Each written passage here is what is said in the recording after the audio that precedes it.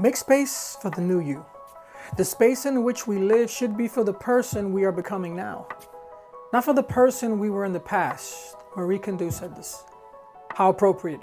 The woman who was a master at decluttering and organizing a home which has been overwhelmed with the chaos of boxes, clothes, and all sorts of mementos, takes it to a deeper level of understanding. In other words, if the closet in your mind is full of junk that you're unwilling to part with, you'll never allow the space for the new and improved you to grow. Each day, you have an opportunity to make space for areas of your life that need to adjust as well as acquire new skills. However, it's important that you bag up the old and just let it go. Take the time to journal and write down things that frustrate and clutter your mind as well as overwhelm you. List negative self-talk and images that have been put deep down, that are rooted, that are just stockpiling.